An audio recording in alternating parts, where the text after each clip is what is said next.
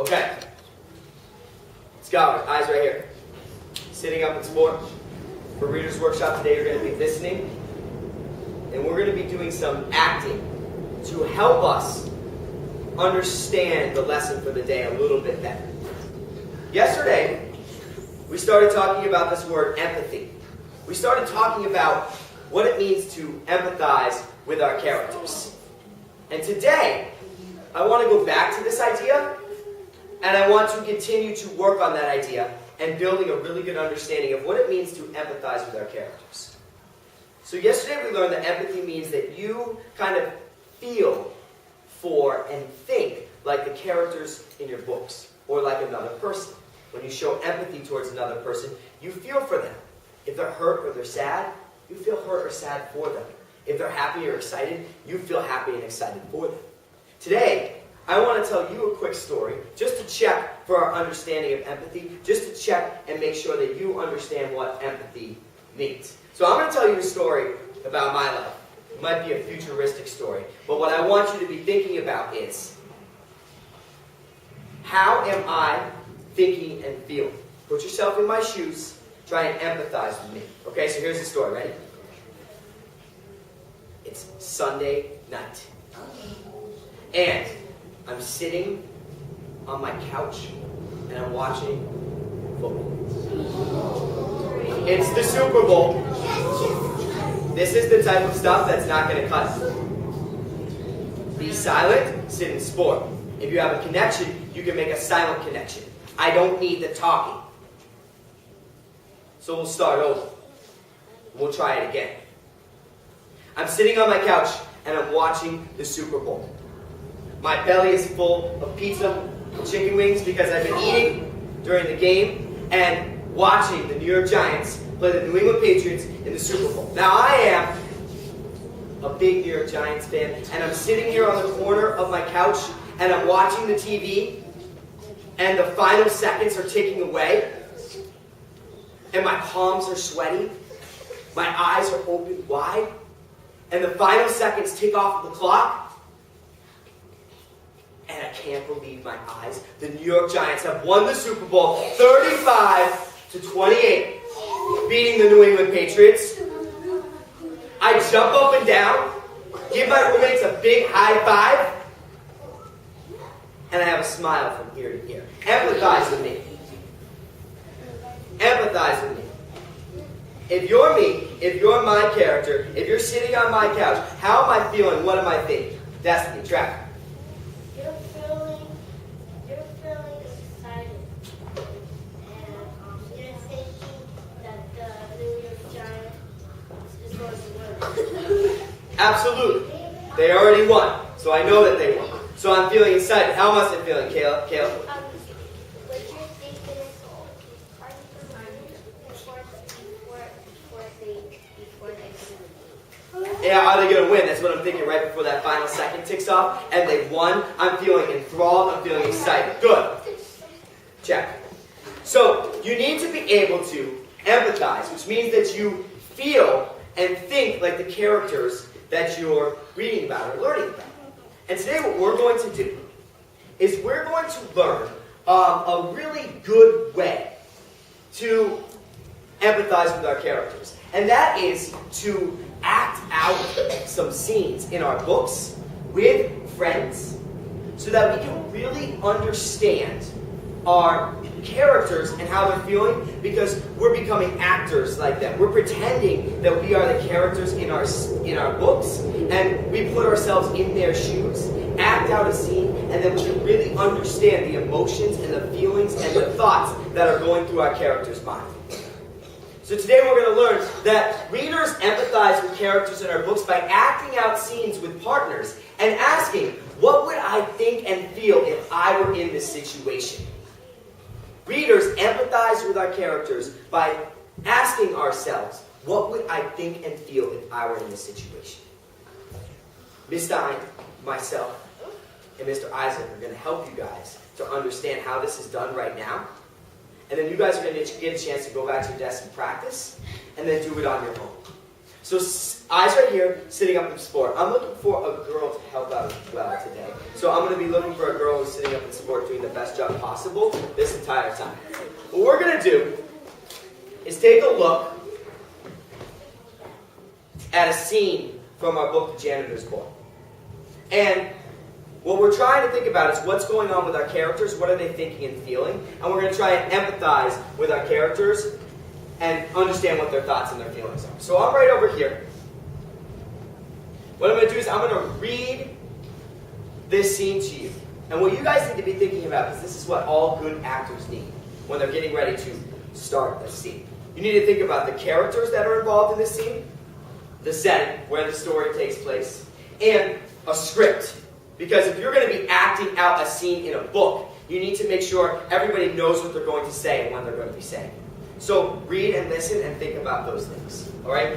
In this part of the book, it's a part we've already read. Jack is getting ready to tell his mother that he committed a big crime at school. Alright? So I'm going to read it. I want you to think about the characters that are involved and think about how we can act this scene out. Alright?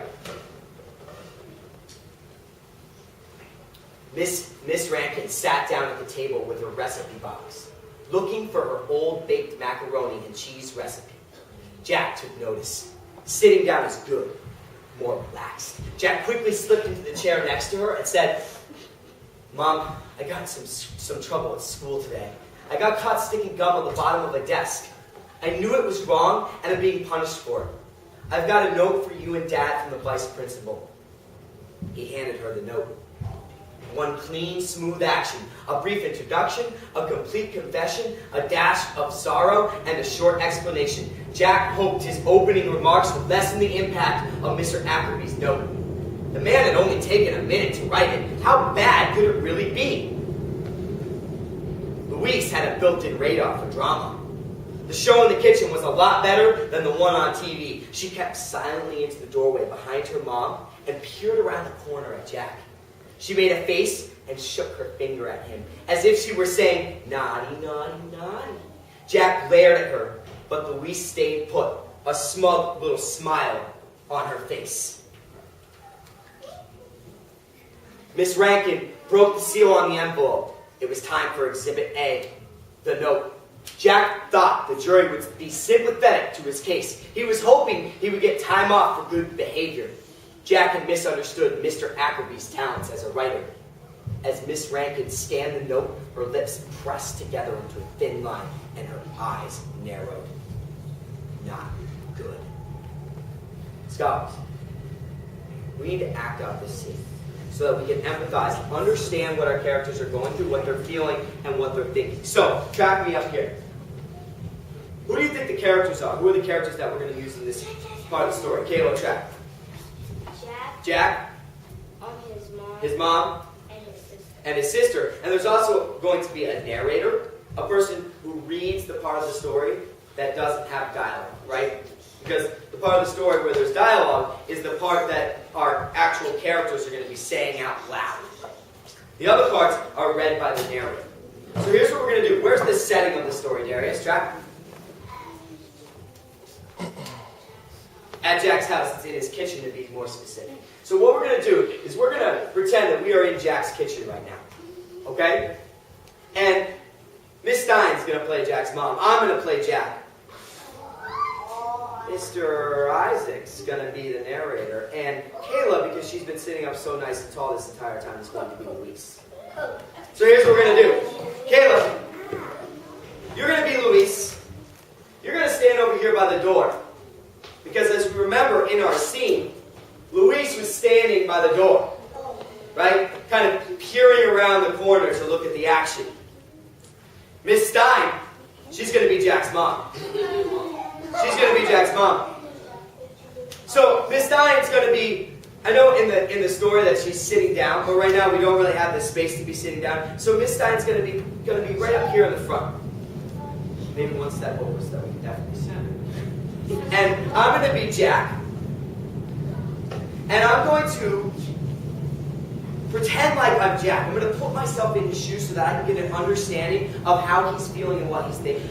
And Mr. Isaac's going to help us out by reading some of the extra parts that don't have dialogue. Now, when we think about acting out a scene, we need to think about the script. We need to think about what our characters are going to say, right? Because you can't understand what your character is going through without thinking about the dialogue from the story and thinking about what their characters are saying to each other. So, my script is going to go something like this.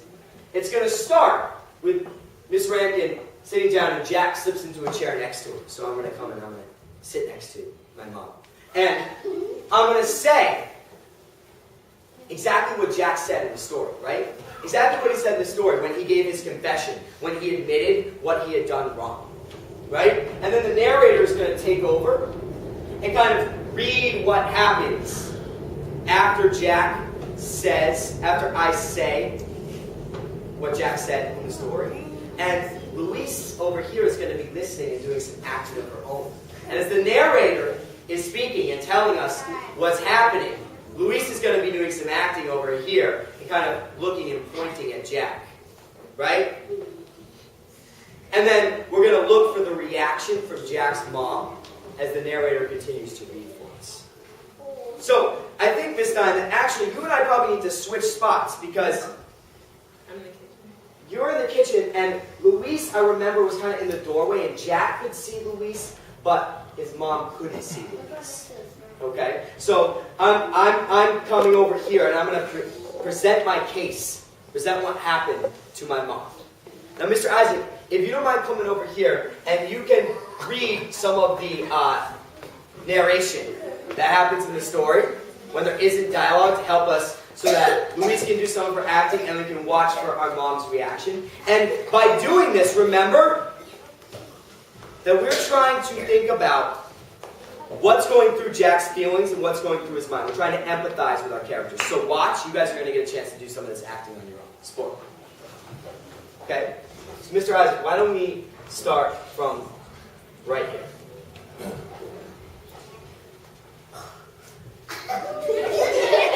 Jack quickly slipped in his chair next to her and said, Mom, I got in some trouble at school today. I got caught sticking some gum on the bottom of a desk. I know it was wrong, and I'm being punished for it. And I've got a note for you and Dad from the vice principal. Now notice, sport.